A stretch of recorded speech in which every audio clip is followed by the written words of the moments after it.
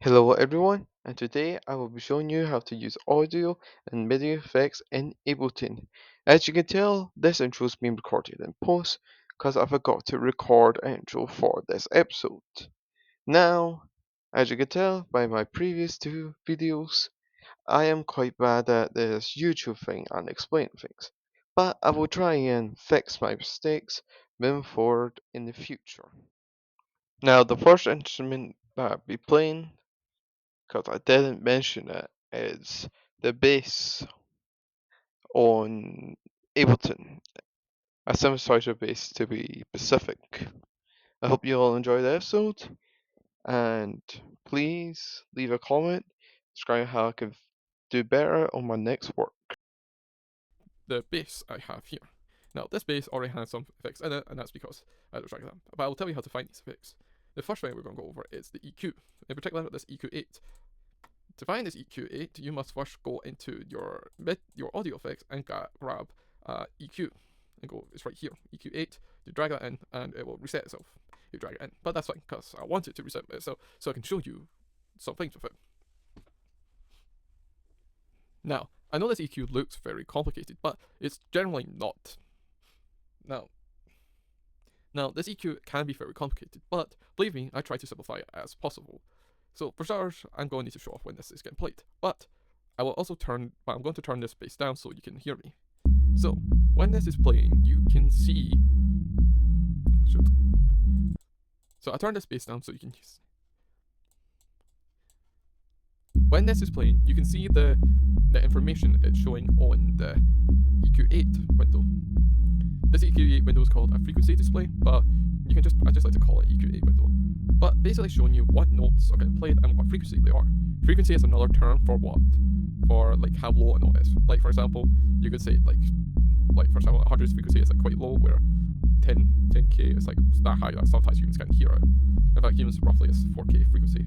But you can also amplify certain frequencies to get different sound. You can amplify this frequency to here, and you can usually also see this right here. You can see a little change there, but you can usually see what happens. But you can also, but more importantly, like you can hear like how this low end booster, for example. But another useful tool, something else that EQ can be used for, is to cut unnecessary sounds that you don't want to hear. Let's say I don't want to hear this segment right here, all this high end. I could drag this bit down right here to try and cut it out, but don't actually do this. Instead, what you want to do is to come down here. Now, this section looks very complicated, but basically, this section is just telling you how much you put something up, and how much you shove it down, and what frequency you change it to, i.e., where you put it.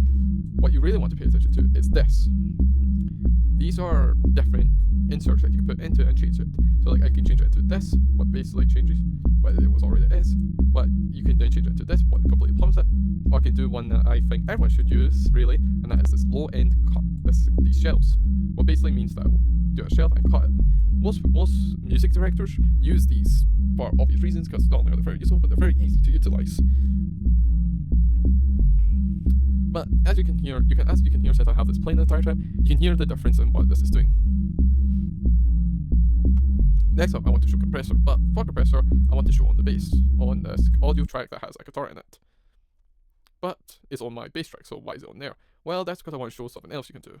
You can just drag these effects onto different tracks. Now, you could just drag it on, but it will get rid of the track. So instead, you can hold our duplicate button, i.e. Alt, and therefore you can duplicate it or alt it into the audio track. Now, this will copy everything that's on it, but more importantly, you can see it's on our guitar track still. Or no, our bass track, sorry. Now, compressor is also something that is very complicated. I'm going to again turn this down so you can hear me while I'm speaking. But the compressor is also something that's true. But here's a couple clip notes version of what. Here's a clip notes version of how complicated it can be. So basically, you've got this blue bar here. This blue bar represents how much where sound's going to get cut off. That's a compressor's main job, is to stop sound from reaching that point. You can actually see it with the guitar with these little groups. It's basically saying that, oh wait, this is going through that, so that means we've got to stop clamping it down. You can actually mess around with how much it clamps it down with these ones. The attack and release ones. By turning the attack all the way up, it will start releasing it more. But turn it all the way down, and it will. You can actually mess with the attack by messing around with you can mess around with how much it clamps down by messing around with this attack and release one. by turning this attack all the way up, it basically tries its hardest to push down as hard as possible. But turn it all the way down, and as you can see, it basically doesn't do a stroke at all. We'll reset that. But you can also mess with how long it stays doing for. That's why it keeps going back up, because that's how long it takes for it to go back up by using this release button. You turn it all the way up, it doesn't even bother going down because that's how fast it's playing. But you turn it all the way down, it will try its hardest to stay down now.